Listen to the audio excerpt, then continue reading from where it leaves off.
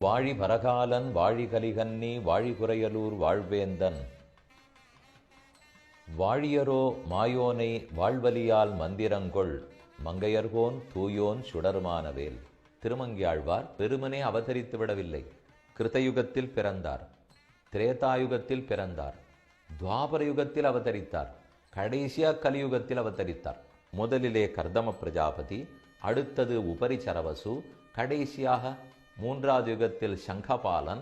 இவர்கள் மூவருமாக சேர்ந்து கடைசியாய் நீலன், கலியன், பரகாலன், கலித்வம்சி, கலிவைரி என்னும் பல திருநாமங்களோட கார்த்திகை மாசத்தில் கிருத்திகா நட்சத்திரத்தில் திருமங்கியாழ்வாருடைய ஆச்சரியமான அவதாரம் நடந்தது. திருமங்கியாழ்வார் 6 திவ்ய பிரபந்தங்கள் இயற்றினார்.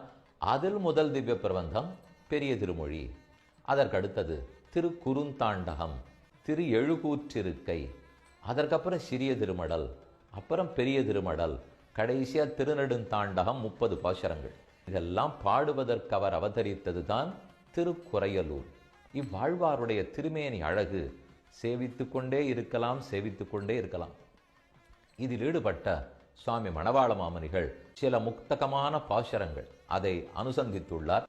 வயலாளி மணவாளனிடத்தே திருமந்திர உபதேசத்தை பெறுவதற்காக சற்றையே தலையை தாழ்த்தி ஒரு செவியை குனித்து அவரிடத்தில் உபதேசம் பெறும் திருக்கோலத்தோட திருமங்கியாழ்வார் எழுந்தருளியுள்ளார்.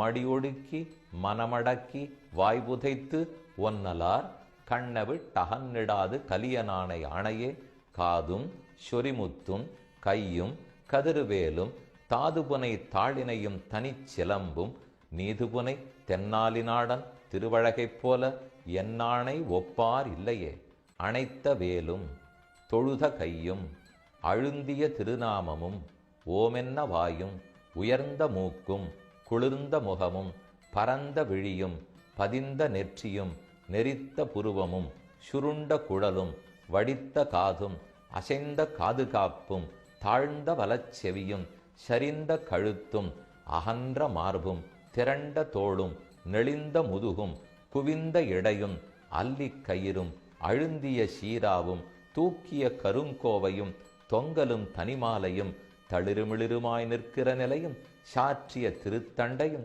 சதிரான வீரக் கடலும் தஞ்சமான தாளினையும் குந்தியிட்ட கணைக்காலும் குளிர வைத்த திருவடி மலரும் வாய்த்த மணங்கொல்லையும் வயலாளி மணவாளனும் வாடினேன் வாடி என்று வாழ்வித்தருளைய நீலக் கலிகன்றி மறுவலர்த்தம் உடல் துணிய வாழ்வீசும் பரகாலன் மங்கமன்னனான வடிவே என ஆச்சரியமான அனுபவம். அவர்களை பற்றின வாழி திருநாமம்